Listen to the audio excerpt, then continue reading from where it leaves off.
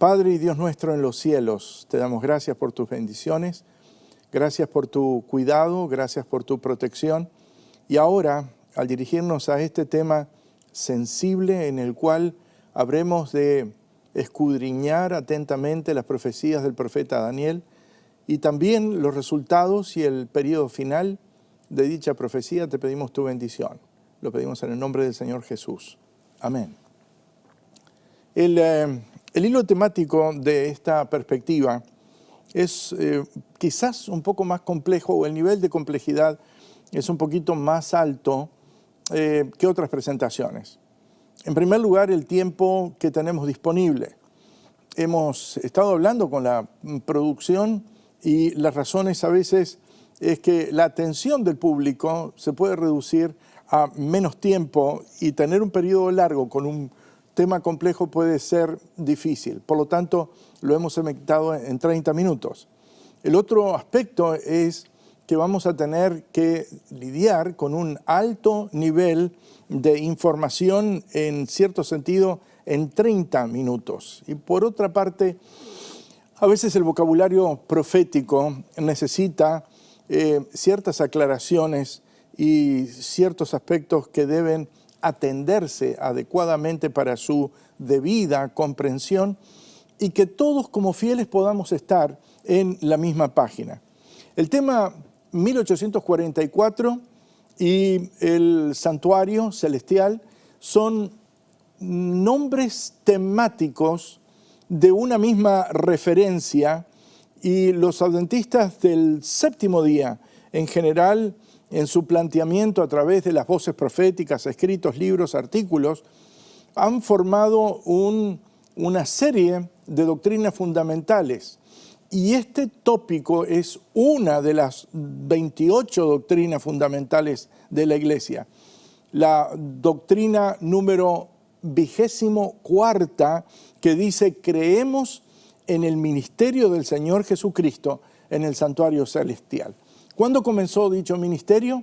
Nosotros hemos descubierto, y cuando digo nosotros, la Iglesia, nuestros antepasados ya han definido este aspecto y hoy lo vamos a ir revisando porque nos encontramos con que hay algunos desplazamientos de las enseñanzas que han dejado atrás la temática profética y debemos volver a entender algunos de estos aspectos. Déjenme decirles que este es un tema que es exclusivo de la Iglesia y es muy particular por ello. En primer lugar, nosotros compartimos una gran cantidad de otros aspectos fundamentales de nuestra fe. Por ejemplo, la doctrina del bautismo, el bautismo por inmersión. Nosotros la compartimos con distintas otras denominaciones. Entre ellos hay algunos que tienen el nombre de bautistas por ello mismo. Nosotros compartimos la doctrina de la Trinidad con muchas otras denominaciones. A veces hay algunos aspectos de detalles en los cuales podemos manejar algunas diferencias. Compartimos la doctrina de la segunda venida de Cristo. No somos los únicos que observamos el sábado. Nos encontramos con otros movimientos religiosos que también observan el sábado. Compartimos la enseñanza de la ley, la gracia, con algunas denominaciones cristianas e incluso la doctrina de la condición del hombre en la muerte también. Pero este aspecto es absolutamente exclusivo de la Iglesia Adventista del séptimo día. Una observación introductoria. Recientemente, hace un poco tiempo atrás, se me pidió presentar un tema sobre el fenómeno de iglesia y corrupción. Y estuve mencionando en parte de ese tema el hecho de cómo estuvo interviniendo el Señor Jesucristo prácticamente días antes de morir en la cruz del Calvario. Y es que Jesús, lo sabemos, ingresa triunfalmente en Jerusalén y prácticamente seguido, en una distancia de muy corto tiempo, Él realiza lo que se conoce como la purificación del santuario. La Biblia lo dice en Mateo capítulo 21, versículo 12, lo invito a leerlo. Y dice, y entró Jesús en el templo y echó fuera a todos los que vendían y compraban en el templo y volcó las mesas de los cambistas, las sillas de los que vendían, palomas, y les dijo, escrito está, mi casa, casa de oración será llamada, mas vosotros la habéis hecho cueva de ladrones. Es interesante que no hubo inmediatamente una reacción, pero en el versículo 16, el Señor dice que vinieron y le dijeron, oye lo que estos dicen, y Jesús le dijo, sí, nunca leísteis, dijo él, de la boca de los niños, de los que maman, perfeccionaste la alabanza. Y básicamente Jesús llama allí, mi casa es casa de oración. Es muy interesante la manera en la cual Jesús enfrentó esa condición. Él sabía que había sectores en medio del pueblo de Israel, sectores que no pensaban exactamente lo mismo. Quienes administraban prácticamente todo el santuario eran saduceos, creían solamente en la Torá, no creían en los profetas. Jesús está citando a el profeta Isaías. No está indicando aquí él que está citando a Deutero Isaías o a Trito Isaías, está tomando el nombre de Isaías como la totalidad del documento. Y ese es un aspecto que nosotros tenemos que tener en cuenta. En primer lugar, porque desmantela la visión contemporánea de teólogos liberales de tratar de presentarnos a una visión totalmente diferente del libro de Isaías y no una visión unida para poder responder al punto, y a su vez está planteando con el refuerzo de ciertos sectores del pueblo de Israel en ese momento que Isaías es palabra del Señor. Y ese es un aspecto interesante en la última visita. Recuerden ustedes que de allí en adelante se inició toda una trama secreta como para poder eliminar y acallar esa voz que se había levantado en medio del pueblo, que era la voz de nuestro Señor Jesucristo. Amigos, siempre la verdad es peligrosa, mucho más cuando se la expone públicamente. Pero algunos olvidan que al comenzar su ministerio, Jesús lo hizo también con la purificación del santuario. Y si ustedes van al libro de Juan, en el capítulo 2, los versículos 13 al 25, ustedes encuentran que en el versículo 15 y en el versículo 16 dice, y haciendo un azote de cuerdas, echó fuera a todos y a las ovejas, los bueyes, y esparció las monedas de los cambistas, volcó las mesas y dijo a los que vendían palomas, quitad aquí esto y no hagáis de la casa de mi padre casa de mercado. Es decir, tomen los dos incidentes, hay purificación del santuario, hay purificación del santuario al final, al principio y al final. Como dije, como adventistas creemos en la enseñanza del santuario.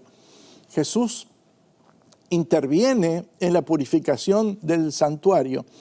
Y este mensaje, en cierto sentido, lo dedico a los teólogos contemporáneos que ven la enseñanza del santuario como una especulación. Aquí encontramos, Jesús comienza su ministerio y lo termina en el santuario. En los dos casos hay dos puntas que las podemos calificar como Jesús purifica el santuario al principio, Jesús purifica el santuario al final de su ministerio. Más, tenemos todo un libro prácticamente que es el libro de Hebreos, destinado al ministerio sacerdotal del Señor Jesucristo en los cielos. Y tenemos también toda una serie de secciones en el libro de Apocalipsis. Pero no olviden algo, la Biblia no es solamente el Nuevo Testamento, está toda la enseñanza que le hace el soporte y apoyo, enseñando en el Antiguo Testamento, y algunas referencias las vamos a hacer en el día de hoy. El punto ahora es el siguiente, ¿cómo nosotros podemos decir que llegamos a 1844? Vamos a sortear en esta primera parte y en la segunda posiblemente algunos de los aspectos de las fechas, pero vamos a tener que llegar a leer el capítulo de Daniel, capítulo 8. Si tiene a sus manos la Biblia, quiero decirle que el libro de Daniel fue escrito en los tiempos de Babilonia, de Media y de Persia. Daniel era uno de los cercanos a la esfera del trono real en ambas ocasiones, algo muy curioso, que no se da en muchas ocasiones. Y en el capítulo 8, él sigue en el poder y básicamente en el ejercicio de su función, quise decir, y corrijo el punto de poder. Y en el año tercero del rey Belsasar, él está escribiendo y lo redacta. Daniel es puntilloso en ese sentido y dice: en el año tercero del rey Belsasar me apareció una visión a mí, Daniel, después de aquella que me había aparecido antes. Se refiere a la del capítulo 7. Continúo. Vi, versículo 12, en visión, y cuando lo vi yo estaba en Susa, que es la capital del reino de la provincia de Elam, y vi pues en visión estando junto al río Ulai, señala el entorno. Alcé los ojos y miré, y aquí un carnero que estaba delante del río, tenía 2 cuernos, y aunque los cuernos eran altos, uno era más alto que el otro, y el más alto creció más, y vi que el carnero hería con los cuernos al poniente, al norte, al sur, y que ninguna bestia podía parar delante de él, ni había quien escapase de su poder, y hacía conforme a su voluntad, y se engrandecía. Mientras yo consideraba esto, he aquí un macho cabrío que venía del lado del poniente sobre la faz de la tierra, sin tocar tierra, y aquel macho cabrío tenía un cuerno notable entre sus ojos. Y vino hasta el carnero de 2 cuernos que yo había visto en la ribera del río, corrió contra él con furia de su fuerza, y lo vi que llegó junto al carnero, se levantó contra él, lo hirió, quebró sus 2 cuernos, y el carnero no tenía fuerzas para pararse delante de él. Lo derribó, por tanto, en tierra, y lo pisoteó, y no hubo quien librase al carnero de su poder. Y el macho cabrío se engrandeció sobremanera, pero estando en su mayor fuerza, aquel gran cuerno fue quebrado, y en su lugar salieron 4 cuernos notables hacia los 4 vientos del cielo. Y de uno de ellos salió un cuerno pequeño que creció mucho al sur y al oriente y hacia la tierra gloriosa, y se engrandeció hasta el ejército del cielo, y parte del ejército y de las estrellas echó por tierra y las pisoteó.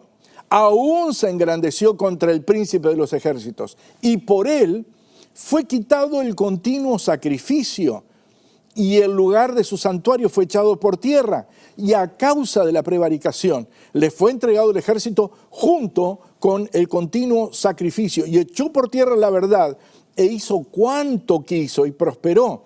Y entonces oí a un santo que hablaba, y a otro de los santos que preguntó a aquel que hablaba: ¿hasta cuándo durará la visión del continuo sacrificio, la prevaricación asoladora, entregando el santuario, el ejército para ser pisoteados? Y aquí viene la base para la deducción. Dice, y él dijo: hasta 2300 tardes y mañanas, luego el santuario será purificado. Para todo judío que tenía la ocasión de leer, entendía que aquí se estaba hablando de algo solemne y que estaba vinculado con el santuario sin lugar a dudas. Y Daniel era judío, Daniel estaba tramitando algo que era solemne, lo había recibido en visión, lo estaba comunicando. El santuario terrenal que en ese momento yacía en ruinas por el asedio de Nabucodonosor y la destrucción que había acaecido poco tiempo atrás, de la cual Daniel fue testigo quizás lejano, en el sentido que ellos habían podido haber sido sacados anteriormente entre los jóvenes que habían seleccionado para que se sirviera al rey Nabucodonosor. Pero recordemos algo, ese santuario era copia de un santuario en el cielo, y es importante que nosotros tengamos en mente que el santuario era una especie de representación físico real, didáctica, en la que Dios llegaba al corazón del pueblo de Israel y le mostraba a su pueblo la consecuencia del pecado, y diariamente ellos comprendían que un cordero moría para quitar el pecado de ellos y el pecado del mundo, como habría de indicar más adelante Juan el Bautista en el Nuevo Testamento. Es interesante que cuando nosotros comparamos el concepto de santuario, en primer lugar el santuario responde a una orden divina. El santuario es establecido por el Señor. Lo dice eso en Éxodo capítulo 25, versículo 8, y harán un santuario para mí y habitaré en medio de ellos. Lo dice en el versículo 9 del capítulo 25, conforme a todo lo que se te muestre, el diseño del tabernáculo y el diseño de todos sus utensilios, así lo haréis. Recordemos también que al realizar esta descripción, en esta visión, hay una relación de influencia, de expansión, que se describe aquí en el contexto de Daniel 8, que afecta cielo y tierra. Y es bien claro eso en el capítulo 8, especialmente versículo 10. Y que el santuario terrenal, centro del culto judío, era solo una reproducción del modelo aquel que había sido mostrado. El santuario que construyó Moisés lo dice claramente, y voy a citar solamente los versículos, en Éxodo capítulo 25, 40, en Éxodo 26, 30 y en en Números 8, 4, nosotros encontramos que se habla conforme al modelo. Y cuando ustedes llegan a esa visión, ustedes entienden que el santuario terrenal en realidad es un modelo del santuario celestial. El centro temático del libro de Daniel está aquí. Es muy interesante. ¿Por qué? Porque en el capítulo 2, en el capítulo 7, en el mismo capítulo 8, nosotros encontramos imperios. Encontramos a Babilonia, vemos Media y Persia, vemos Grecia, vemos Roma, pero básicamente no son el centro de la atención. El centro de la atención es un conflicto al cual podríamos llamar que se centra en lo espiritual. Es un conflicto de adoración que tiene al santuario como su eje. Y en el capítulo 8 se centra la atención de todo el libro en una escena de juicio celestial que vamos a ver relámpagos de la misma en los capítulos 7, 8 y 9. Hay una relación muy directa entre Daniel capítulo 8 con Daniel capítulo 7. Prácticamente hay una correspondencia de símbolos. Tengo aquí todos los textos, pero nosotros no vamos a entrar en la lectura. Pero sí, digamos, algunos elementos para guiarnos.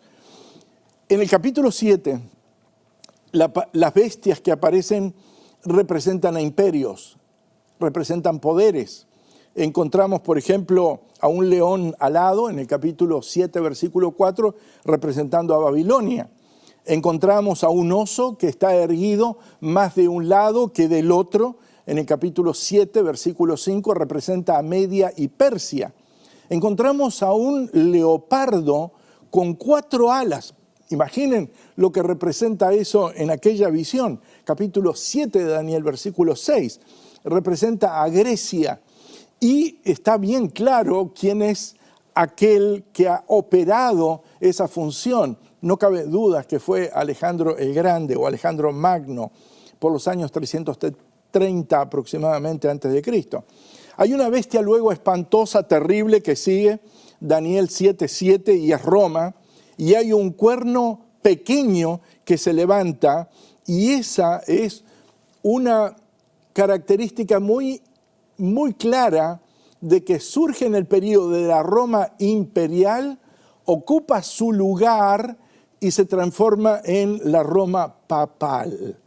Hay aquí aguas, muchas aguas, mares, que reflejan a multitudes de pueblos, y eso lo vemos por Isaías capítulo 57, versículo 20, y también el libro de Apocalipsis capítulo 17, en los versículos 1 y versículo 5.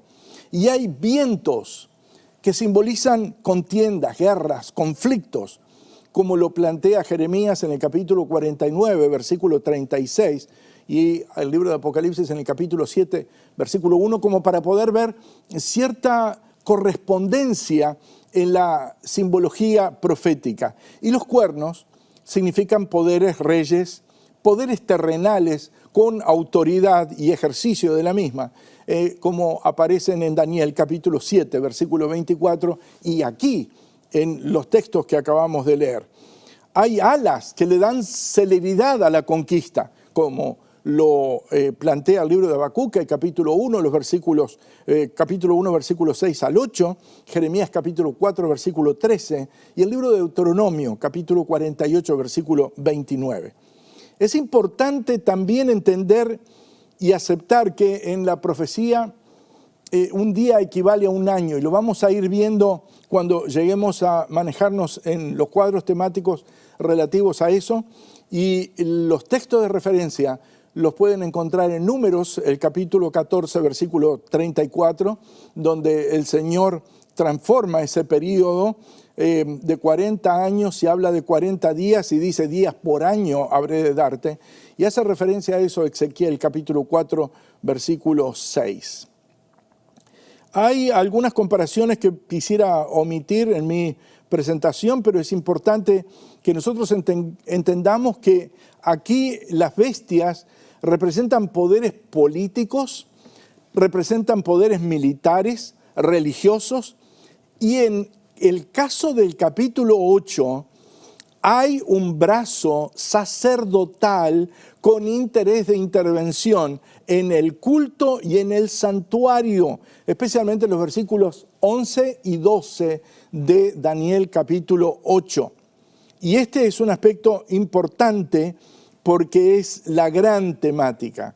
Observen que cuando estamos leyendo el libro de Daniel, daría la impresión como que el ángulo de la lente profética se va concentrando en ese tema al punto que Babilonia se va desvaneciendo, al punto que Media y Persia se va esfumando, al punto de que Grecia pareciera como que estuviera desapareciendo, y en algún momento también, como se plantea en Daniel el capítulo 2, la Roma imperial habría de desvanecerse y todos los reinos con los cuales se inicia toda la narración se van esfumando en los tiempos de la historia. Si se lee con detenimiento, aquí Daniel está llegando a uno de los puntos claves. El punto clave se da en Daniel capítulo 8, 8 y 9, cuando dice que el macho cabrío se engrandece sobremanera, estando en su mayor fuerza, aquel cuerno fue quebrado y en su lugar salieron 4 cuernos notables hacia los 4 vientos de la tierra, y de uno de ellos salió un cuerno pequeño que creció mucho al sur, al oriente y hacia la tierra gloriosa. Aquí ahora nos quedamos con la pregunta, ¿qué reino es el que nosotros nos encontramos aquí? ¿A cuál se refiere? Es importante entender algunos conceptos que se plantean dentro de este caso. Por el hecho de que la Roma papal, sabemos que en la visión pagana había dominado el imperio, pero recordemos también que retazos, rezagos, elementos, algunos de ellos centrales, habrían de quedar de la Roma imperial y trasladarse a la Roma papal. No olvidemos que acá hay un intento contra lo que se llama el tamid, el continuo, y eso está afectando la centralidad de lo que se adora en el Antiguo Testamento, y eso atrapa la atención del profeta. El vocabulario que se utiliza en este libro está absolutamente ligado al vocabulario del templo. El concepto del continuo refiere a la mediación continua, una de Cristo en el santuario celestial, luego de su resurrección, pero acá está refiriéndose a la mediación que el sacerdote realizaba en el santuario terrenal también, y ambos estaban interconectados. Es interesante observar que durante el periodo de la Roma imperial se ataca al pueblo de Israel y se destruye en el año 70 y en ese momento lo que quedaba de los sacrificios se habría de terminar. Pero recuerde algo, recuerde otro episodio. Recuerde que unos años antes, el Señor Jesucristo habría de morir en la cruz del Calvario. Y cuando el Señor Jesús murió, la Biblia narra qué fue lo que pasó. Y la incidencia impacta en el templo, porque el Cordero que estaba representado en el continuo, que estaba representado en el tamid, había de fenecer, de morir. Dice Mateo 27:51, y he aquí el velo del templo se rasgó en dos, de arriba a abajo, la tierra tembló, las rocas se partieron. Mateo 27:51. Vea lo que dice Marcos, capítulo 15, versículo 38. Entonces el velo del templo se rasgó en dos, de arriba a abajo. Y Lucas termina el cuadro sinóptico diciendo, el sol se oscureció, el velo del templo se rasgó por la mitad. Aquí habría de ocurrir algo más. No solamente el poder romano estaría siendo un brazo instrumental en relación con la muerte del Señor Jesús, porque los judíos no tenían la autoridad de poder hacerlo, pero definitivamente el otro aspecto que se plantea acá es la anticipación de lo que muy pronto habría de ocurrir con el cuerno pequeño. Inmediatamente vamos a hacer una comparación en el siguiente aspecto, en la siguiente secuencia, acerca del cuerno pequeño en el capítulo 7 y en el capítulo 8 del libro de Daniel, como para que nosotros vayamos entrando a la parte introductoria de poder llegar a esta fecha y poder llegar a este elemento. Pero mi elemento central es este. Hay un episodio ocurriendo en el santuario. Se quiso atacar ese episodio y en el tiempo del fin habrían de aparecer cortinas de humo en torno a ese episodio.